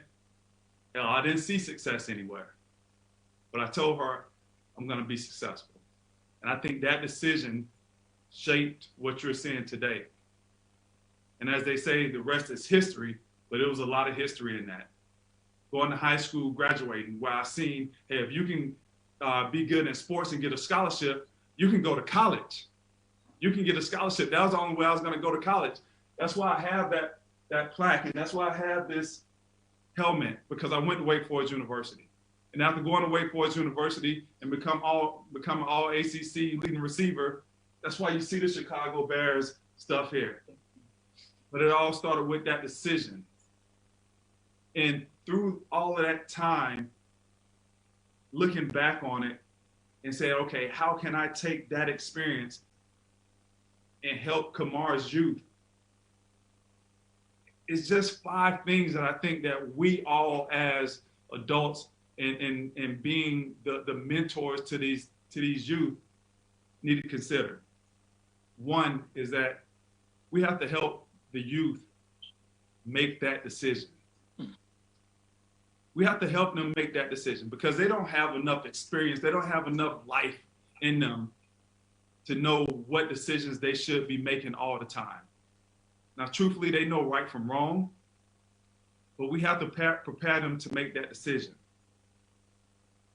Once they make that decision, here's what I believe. My high school coach, after he was upset with me for 2 weeks of not doing what he asked me to do, I was a quarterback. I was supposed to be the leader of the team. And he's asking me to do certain things, get the team together. And for 2 weeks, I didn't do it. And he snatched me by my throat. And he cursed me out. He was being the coach. But then he told me this thing. He said, son, all you have is your name and your word. And once you lose that, you lost everything. And I think we have to, after we have these kids and our youth make these decisions, we got to help them build their identity around their name and their word. That's right. Who are you? You made the decision of who you want to be, but who are you? Who are you going to become? What does your name mean? What does your word mean? What is that going to convey to the people? And with a good name and a good word, man, you can go a lot of places. That can take you a lot of places. And then once they understand who they are and where they're going, what they're going to be about, and the decision that they made, now we got to provide the resources, the structure, the exposure. And for me, the resources came from my coaches playing football and basketball. I call them my Coach J's, Coach Joyner, Coach Jackson, Coach Joe, Coach Jones. Those are my middle school and high school football and basketball coaches. 2 white, 2 black. They provided that structure for me. They wouldn't let me fail. When I didn't have a ride to school, I could call the coach. They were there to pick me up. When I didn't have money because they knew that we were poor, they gave me little jobs to do so I wouldn't be out on the streets. If I ever fell behind in any of my classes, they were there to tell me, no, sir, it's not going to happen. Get your butt in gear, get your grades. And then the exposure part. Man, if we could see it, we can be it. And I talk about it in the book that I wrote. The greatest exposure that I had was from junior to senior year, my basketball team, we went up to New York for a basketball tournament, a basketball camp. I had the opportunity to stand on top of the Twin Towers. And I'm not talking about looking out of a window. I'm in the air on top of the Twin Towers, and I'm looking out over New York City. I'm a little kid from Lakeland, Florida. I'm looking over New York City now. Boom, mind expanded. It's a huge world out here. There's so much opportunity out here. It's bigger than Lakeland, Florida. It's bigger than what I ever thought it could be. Our kids need exposure. They need exposure. And that's what these organizations that we're going to talk about today, that's what they're doing. They're providing the resources. They're providing the structure. They're providing the exposure. We're winning. We're going to win. Number 4 is this. Our kids got to understand it's all about self-motivation. I think we live in a society where we look at other people to set our own bar. We look at Johnny, well, Johnny got money, so I'm less than. Or this person over here is poor, so I'm greater than. None of that really matters. I was told when I got into the NFL in 1999, when I was looking at Shannon Sharp, Byron Chamberlain, Dwayne Carswell, and thinking I would never make it in this league because I was looking at them to set my bar. Someone told me, a scout told me, like, stop comparing yourself to them. He said, do this. Tell yourself how good you want to be. And he put his hand up here. How good you want to be. He said, now you got to do the hard part. You go back to your room and say how good you are now. How good you want to be, how good you are now. And every single day come out with the mindset of getting better. And that piece of advice transformed my focus from going outward to going inward to every day making myself better. I don't care what Shannon Sharp is doing. Shannon Sharp is going to be Shannon Sharp. I can't bring what Shannon Sharp brings to the table, but Shannon Sharp can't bring what I bring to the table. It's all about being self-motivated and not looking at other people thinking that you're better than or less than. How good do you want to be? That's all that matters. And the last thing is this. Having our kids, and I stress this with my kids all the time, it's a commitment to excellence. And any kid can be great. But I think when we talk about greatness, we talk about this big, oh, man, you got to go and be a rocket scientist. That's not greatness. Greatness could happen in little pockets. Greatness could happen to be a rocket scientist and fly to Mars or whatever it may be. But here's how I tell my kids that greatness is achieved. And it's simply this. Being great is doing the little things and excellence consistently. And if you can do that over time, no matter what you put your focus on, because that's what greatness is. Just think about that.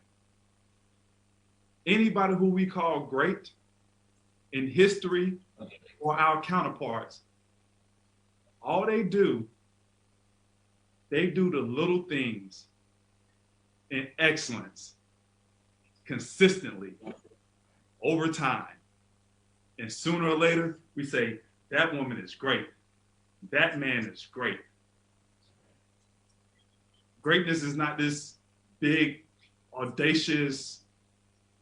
Greatness is just that, the little things consistently. So when I think about Camaro Youth and what we can add to it, those 5 things I think that we can bring to the table. So with that, Unisa, you want me to dive into the awards? Please do, sir. Yeah, and thank you for sharing your story with us. Absolutely. We had a lot of great speakers, and I hope that we were able to take something away from every speaker that came to the table. And we still have one more to go, so don't go nowhere after these awards. But Camaro Youth is all about empowering our youth to live a positive and productive life. Learn to see their potential in their life within a space of becoming more than their surroundings, which I kind of talked about in my story, which will recharge the life energy of all of our youth.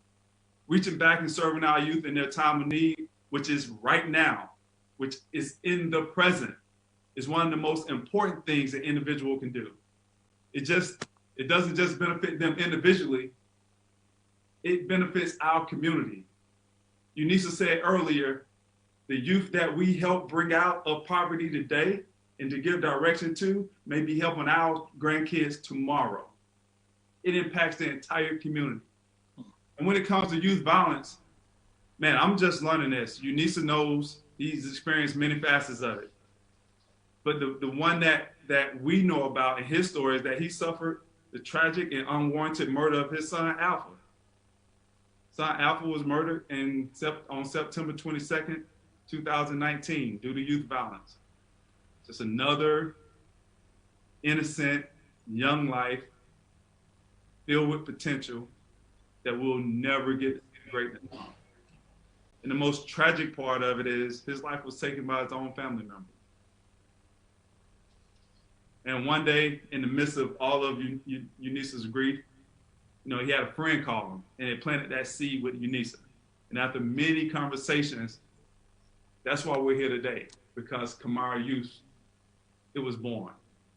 An organization that will empower our youth with life, leadership skills, and giving them the upward mobility towards success that we all know that they deserve. Not believe, we know that they deserve.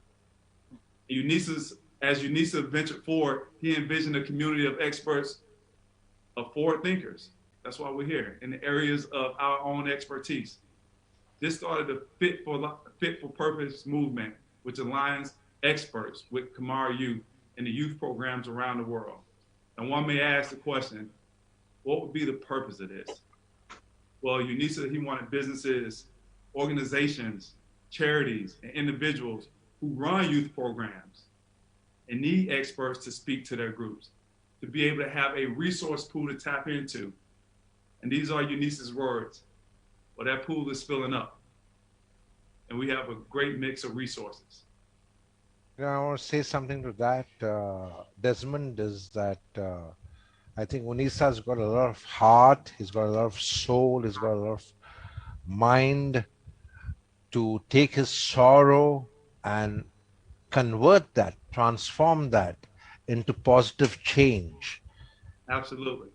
And I think that's what I love about Unisa, that he has his personal sorrow in one space, and he's taken that and decided to transform the world. That's right. And Jerry, you're right. And I've been asked many times, man, how can you be so positive all the time? Well, what's the freaking alternative? And I believe Unisa, he has those same type of qualities that I believe all of us have on. I mean, he's turned a tragedy into something special. Well, what's the alternative? What's the point? What's the point of even being negative? Right. I would ask you a simple question. What's the point of even being negative? What could it beget us? Only more negativity. I think our brother Unisa sets the tone to say forgiveness is the way to move forward. Absolutely. Absolutely. But we've all seen that Energizer Bunny. Doom, doom, doom, doom, doom, doom. That's Unisa. He keeps going. And he's not done yet. And being a man who always wants to give back to all his communities, man, it was decided to create this where we're at today, an award to globally recognized businesses, organizations, charities, and individuals who are and support youth programs and make positive impact with our youth. Hence, the Fit for Purpose Recognition Awards was created. I love what you say. I love what you're saying, my dear. Hold on real quick, Jerry. Let's bring in Unisa. It's with great honor and pleasure that I announce the recipients of the first annual Fit for Purpose Recognition Awards. And we have 9 of them, a 9 or a 10. Our first recipient of the 2021 Fit for Purpose Recognition Award is Young Stars Achievers in Kenya. They have an initiative that ensures to put smiles onto the less fortunate and the orphans, the street kids, and the abandoned youth. Young Stars Achievers, they have fed, clothed, and given books to youth that aren't able to afford it. And I have the personal belief that readers are leaders, because now we get to tap into others as we continue to grow. And I think as we can tap into other people's experience, that's going to make that growth curve go at a much steeper rate. Our second recipient of the 2021 Fit for Purpose Recognition Award is Women Advancement in Children Care in the Gambia. Their aim is to reduce poverty, illiteracy, unemployment through capacity building, advocacy, agricultural expansion, and the marketing of all products for sustainable livelihood. There's something that I'm passionate about, especially in the light of where we're at right now in society. Literacy or education and economics is the way to bring about equity for all people in this world. Education and economics. And that's what the Women Advancement and Child Care, that's what they're doing. Our third recipient of the Fit for Purpose Recognition Award goes to JDS, Striving for Excellence in England. This prestigious organization has done many projects with the youth from different countries in the effort of supporting them achieving their full potential in life, such as mentoring and financial support. Man, if it wasn't for my coach Jays and people like that mentoring me and being there for me, I wouldn't be here in front of you today. I can't stress enough how much those services are going to help the young people.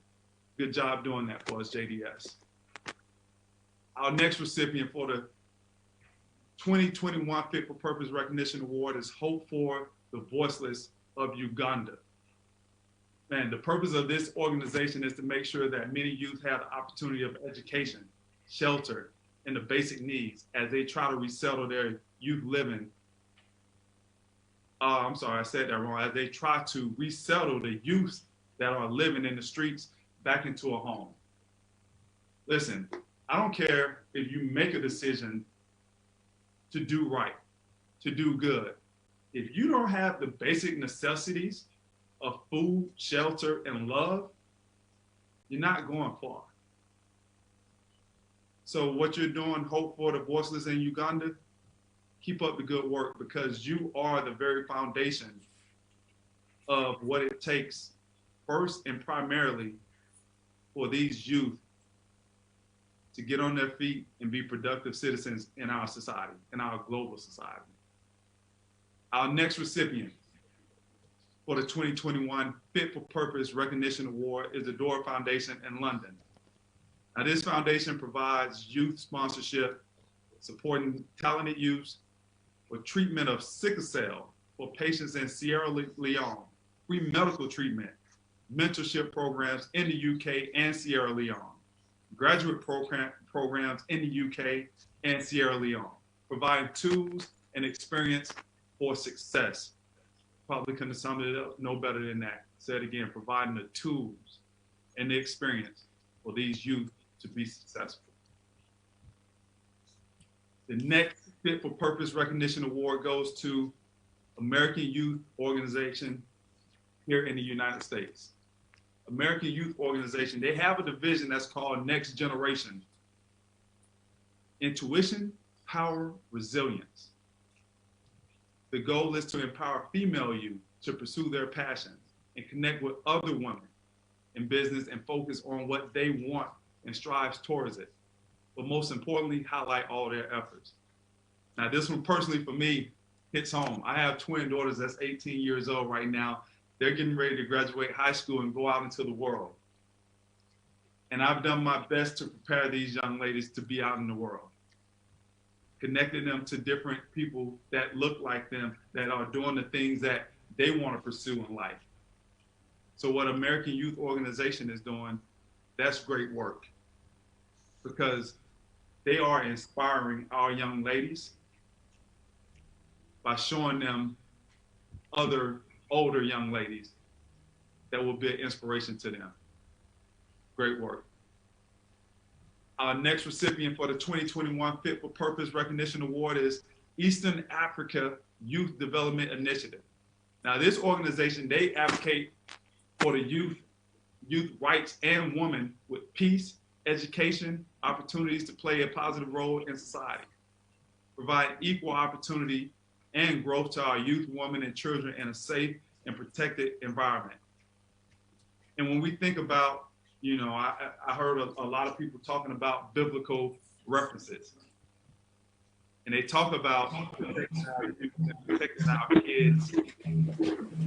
And that's what this Eastern African Youth Development Initiative, they're not only protecting them, but they're providing that opportunity so they can be equal contributors in our global society. Our next recipient, Unified Bellsburg Foot Services Organization, or called UVSO.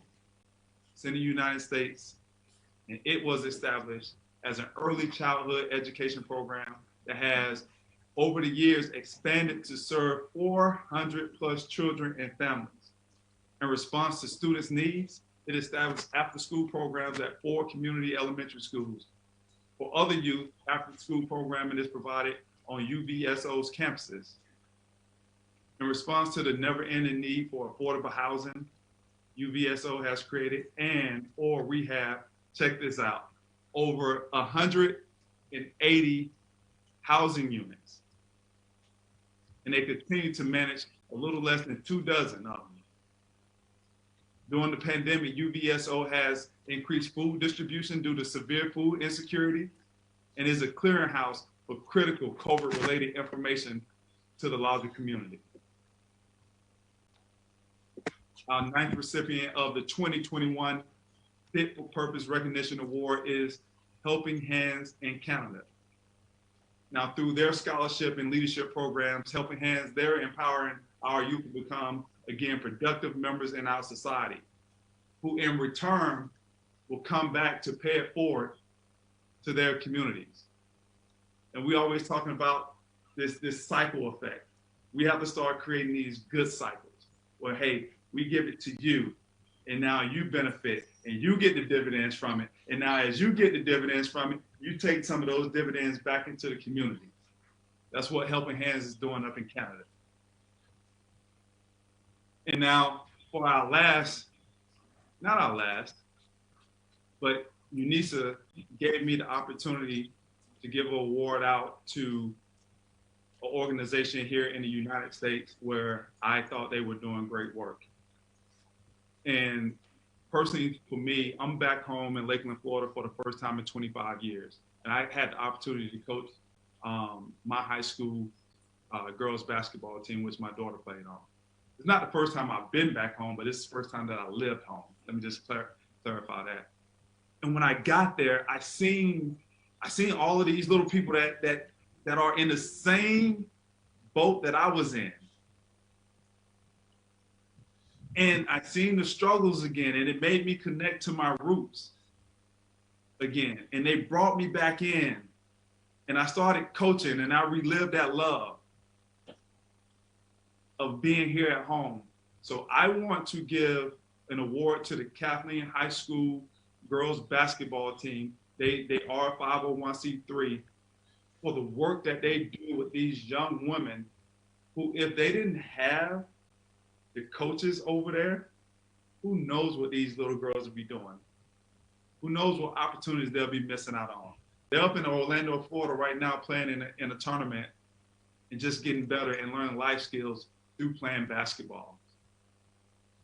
And I just remember me playing football and basketball and how I learned my life skills through those sports. Kathleen Girls High School basketball team, they're doing that right now. So they also get a 2021 Fit for Purpose Recognition Award. I'm all for the youth, and I'm going to stand by the youth to the day I die. Desmond, I only want to ask you one thing. If they didn't get what they wanted to do, what are we doing? One more time. I said, if they didn't get what they are wanting to do, what are we doing? Not much. We're doing a lot. And I say, we have a bunch of we got to rattle the cage. Absolutely. And we look at these big time problems that we have in our society, right? And they're so huge. And sometimes we get paralysis by analysis because it's like, it's so big, what can I do? Let's break it down to this. We don't need to solve the whole problem. All we have to do is do our little part. And if all of us do our small part, we'll make a huge difference. You hit the nail on the head. We have a very simple mantra in the Rex Karmavir Global Fellowship Mission. I change to change my society. I change to change my community. I change to change my family. I change to change the world, and I change to change everything.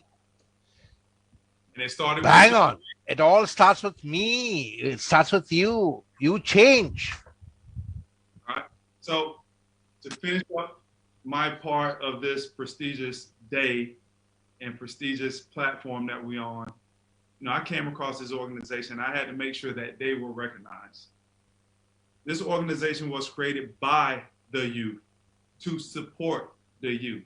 And when we could get our own youth supporting their counterparts, man, we have something going on. That's a hero, Unisa Kamara. Hold on. When we get that, we have something great going. So I want to recognize the Charms Foundation, and it's located in Zanzibar. And I hope I said that correctly, Zanzibar. And I'm so proud to present a Fit for Purpose Recognition Award to the Charms Foundation. So with that, let's wrap it up and join us in the celebration for all of our 2021 Fit for Purpose Recognition Award recipients. Unisa, where art thou? Yes. Ladies and gentlemen, this concludes the award portion of today's program. And it was my honor being here with you. Unisa, as always, it's a pleasure. And now I have the pleasure of introducing the guy that introduced me to Unisa and who I have so much respect for. This next speaker, his name is Sean Fair. He's a member Amazing. And anytime you have Forbes and Sean Fair, that you know the man when you have Forbes attached to your name. He's also one of the most sought after and coveted consultants for major corporations around the world. Check this number out. He has trained. Way to go, Sean Fair. We're waiting to see you. And abroad. He has delivered promising, world-class, and award-winning presentations that have helped companies create a more dynamic environment for their employees. Founder of the Leadership Experience Tour Program and exclusive club for their speakers, and I'm proud to say that I'm one of them. Let's bring CEO of Fair Consulting Group, Sean Fair, to the stage. And thank you, Desmond, so much for that introduction. Thank you, Unisa, for once again inviting me to speak on the platform. I have a very simple and short message today. You guys all know that our children are the most significant asset in this world. That's a fact. It's a fact. And it is so important that if we're working with children, that we just don't identify the problems that we see on the outside or on the surface. It's important that we understand the causes of the problems that they have and address those causes. That's a key factor. So what I'm going to do is just share a quick story about a friend of mine, because there's a danger when we address the problems that are on the surface versus addressing the cause of the problem. So a good friend of mine, his name is Jim. I've been knowing Jim for about 5-6 years. He's a fitness coach. The man works out all the time. I mean, listen, he's nice and slim. He wears, nice jogging suits every single day. He's got a lot of clients. The man is always talking about, hey, Sean, you need to start eating clean. I don't even know what that is. And I don't ask him either, because that's a 2-hour conversation that's waiting to happen. But anyway, I always tell him that, listen, you got to stop wearing these jogging suits. The man goes to church in a jogging suit. You need a regular suit like this. But he doesn't wear suits like this. Nonetheless, one day he calls me up. He says, hey, Sean, I've been having these massive headaches over the past 3 days, and I can't even do my job. Like, I don't even know what to do. I says, well, Jim, most normal people, what they do is they go to the pharmacy, they get some Aleve or some aspirin. That tends to help things out. he don't like taking medication. That's like putting pollution into his body. But his head was hurting so bad, he decides to go anyway. So he goes to the pharmacy, he picks up some aspirin, he goes back home, he reads the direction on the bottle, and he takes the medication just as instructed. And he calls me back 2 days later. He says, Sean, I've been taking the medication just like you told me to, and my headache has gotten worse. I don't know if you guys have experienced migraines before, but according to him, he had migraine ×3. He says, I don't know what to do. I says, well, Jim, most normal people, what they do right around this time is they go to the doctor. They get checked out. Why don't you try doing that? He don't like going to the doctor, but he goes anyway because his head is hurting just that bad. So he goes to the emergency room. You guys know what happens next, right? They hook him up to all the machines. They check his vitals, his heart rate, his blood pressure, all that stuff. And then they send him to a back room. He waits for the doctor. The doctor comes in 90 minutes later and says, hey, Jim, what brings you in today? He says, Doc, I've been having these massive headaches over the past 5 days, and I can't even do my job. I can't even think straight. I don't know what's going on with me. And the doctor says, you know what? You are the 5th male that has come in the last 9 months with the same symptoms. We diagnosed the first one incorrectly, but now we know exactly what it is. Now, when Jim heard that, he was real excited. Well, Doc, what do I have? Well, the doctor gave him the medical terminology for what he had. I can't pronounce it as some long word. And Jim says, okay, that's cool. Well, what do we do about it? And the doctor says, well, you have to have this procedure. And he gave him the medical terminology for the procedure that he had to have. Well, I can't pronounce that either, but it's some long word, but I can pretty much tell you what it is. He basically tells Jim that we have to remove your man parts. And if we do that, that's going to relieve the pressure that you're feeling in your head. Now, when Jim heard that, he says, well, Doc, that don't sound right to me. What kind of degree do you have? What kind of certifications you got? And the doctor further explained some of the intricacies of the surgery. And once he explained it, Jim understood it. He didn't like it, but he understood it. And so the doctor says, why don't we do this? Jim, I'm going to give you some medication. It's going to relieve the pressure momentarily. I'm going to make a few rounds, and you tell me when I come back if you want to have the surgery or not. But Jim, I can tell you this for certain. If you don't have this surgery in a period of time, this situation gets so much worse. So the doctor makes this round, and when he comes back, Jim says his headache was hurting so bad. His head was hurting so bad, he can barely open his eyes.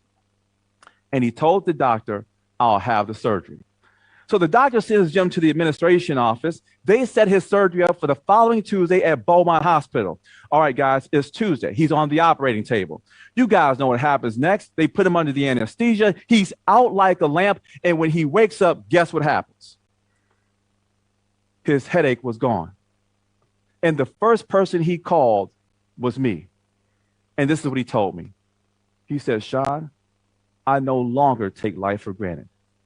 And now that I feel good, I want to look good.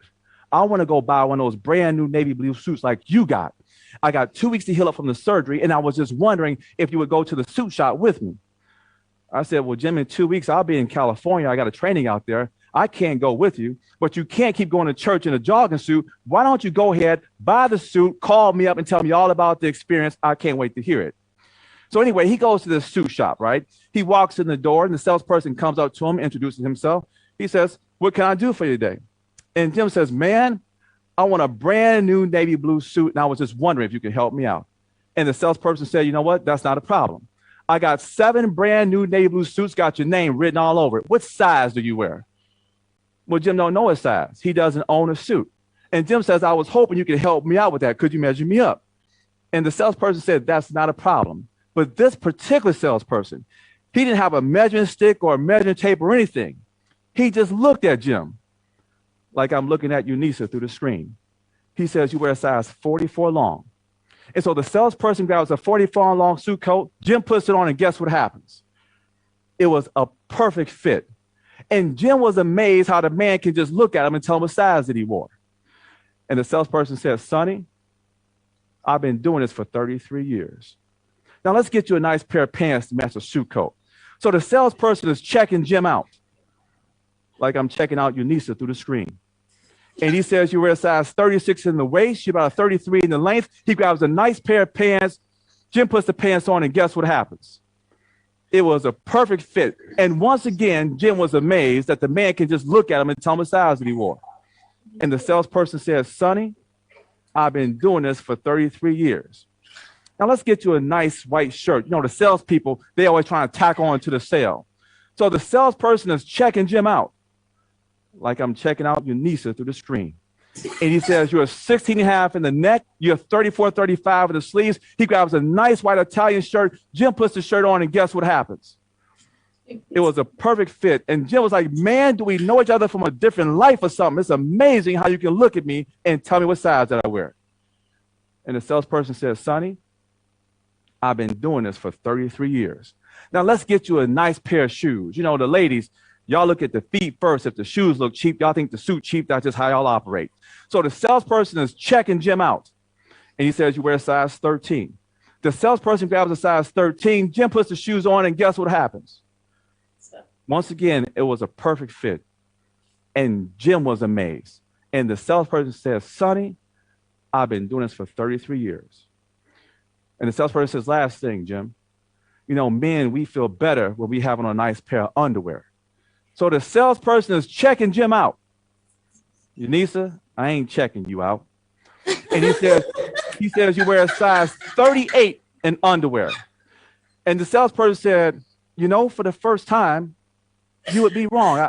I wear a size 32. And the salesperson says, well, I've been right this entire time. I know what size you wear. You wear a size 38. And Jim says, but I've been wearing underwear all my life. I know what size I wear.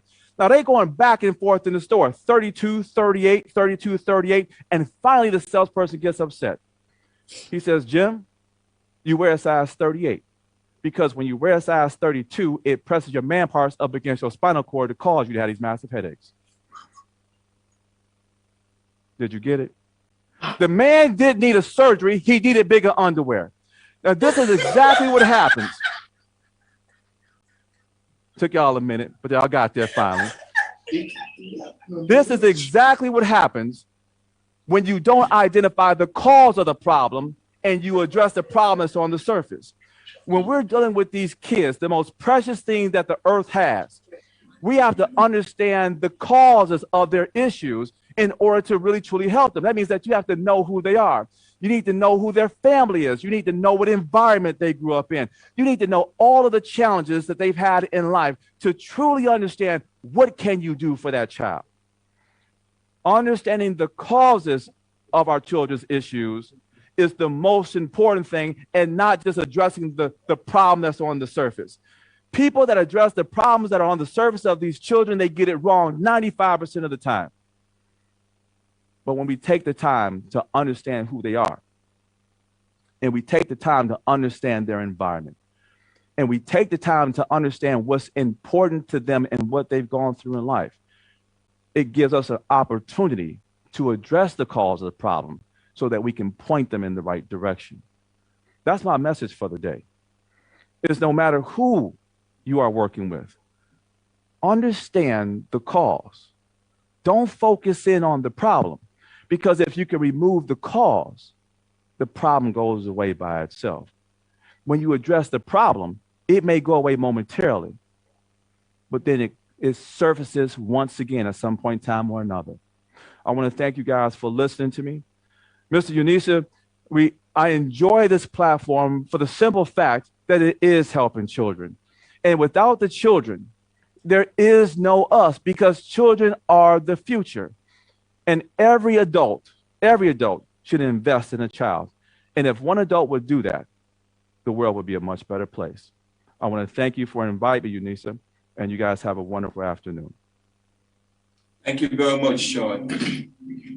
Wow.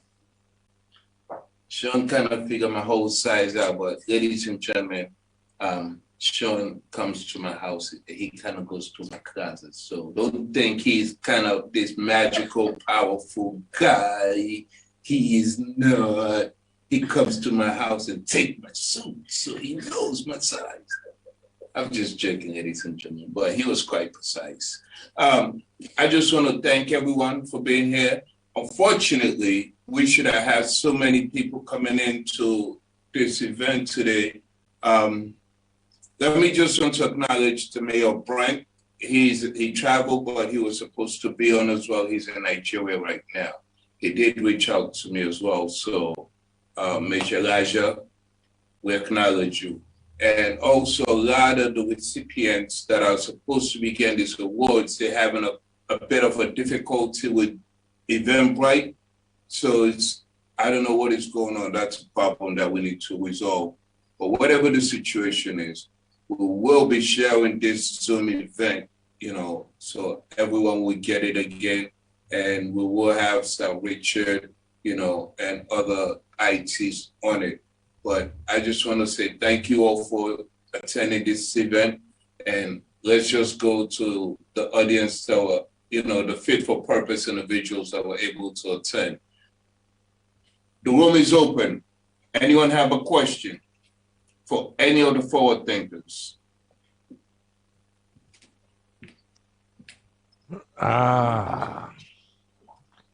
I don't have a question. Unisa, I want to say great initiative. And also we will be sharing this on Facebook. We are on Facebook right now.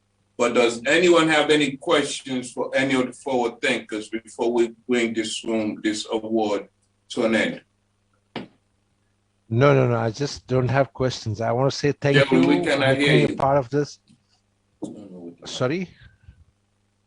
You can't hear me? I hear you. Yeah. So thank you for making me a part of this, and thank you everybody for listening in. Nikki Corley, you've been a major inspiration. I want to acknowledge you and appreciate you. You're a huge friend. I never met you, but you're a big friend already. And all the other people who are there, Cheryl, Estelle, Richard, Brian, Desmond, Fatima, Gary, Maria, and everybody else. Sean, you are amazing. Nomsa, Miriam, thank you so much. You made a major thing happen today. Thank you so much. Over to you. Thank you. Thank you, Jerry. Does anyone have any questions for any of the forward thinkers? Please take your hand. Does anyone have any questions for any of the forward thinkers in the room? Again, this video, we will be sharing it to organizations. We hope that organizations, businesses, companies, charities reach out to one of our forward thinkers so that way they can do, support you guys in whatever it is that you might need help in. Again, we call them forward thinkers because they can strategize, and I guarantee you they can execute. We are a team, we are a family, we are that village. So there's no organization that we cannot support. Anything pertaining to the youths, you can rely on us. That is our objective, that is our goal, that is our passion. For the last time, does anyone have any question that they want to ask? Feel free to ask any question to any of the forward thinkers. Intrigue us. I only have one question, finally to ask, you and Barkey. Jerry, we cannot hear you. I said, you and Barkey, you can't hear me?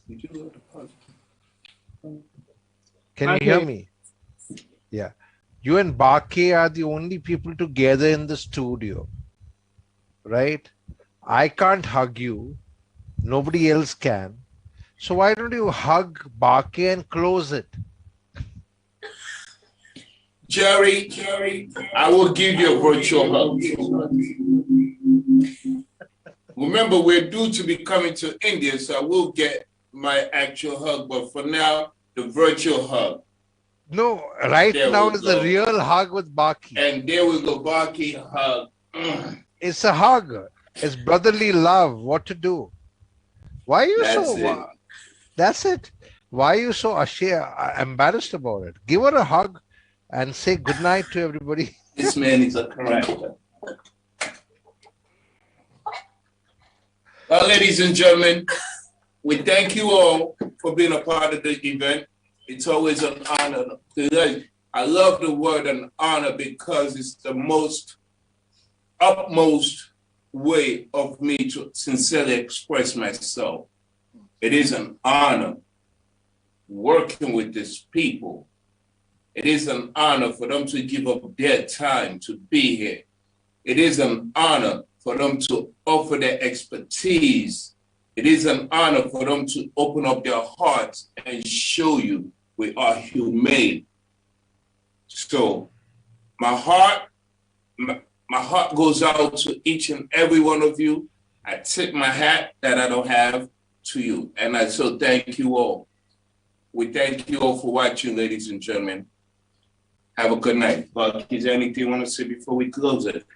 I would like to actually say thank you to all the speakers and the people who are watching right now, either on Facebook, YouTube, Zoom, in person, and for all the helpers out there. Thank you so much. Without you, we cannot do what we want to do. We need all of us, we need us to be together for us to be able to help the youth.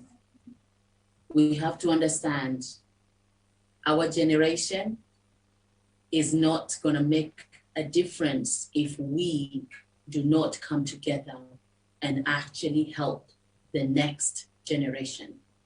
It's up to us. The way we started and the way we're going to finish, it matters. So I hope for you, for our children's sake, let's stand up, let's get together, let's hold hands, let's work together and make it happen. Thank you. Wake up, stand up. Thank you all. Any Stand other up forward for thinkers your have rights. anything to say? Beautiful. Wake up, stand up for your rights. All right, guys. Good night. All right, all. Anyone else have anything else to say from the team? As a youth, never give up on yourself, no matter what your challenge is. Absolutely. Completely agree. My friend Cheryl, you're beautiful. Absolutely agree. You know, I think we should all sing a song together. Close it out, Jerry, let us close it out. Let it be closed out, Jerry. No, Desmond, we gotta sing a Buffalo Soldier, the heart of America. Well, unfortunately, I'm gonna say my goodbyes. Hey, it's been great. I enjoyed it. I love what you're doing, Unisa. I'm part of the family now. Whenever you need me, give me a call. I'll be there for you. And for everybody else who contributed, same thing to you. Y'all have a good night. Thank you, Desmond. Good night. Good night, everybody. Everyone else, may God bless you all. Cheers, Good night. All the best. Bye-bye.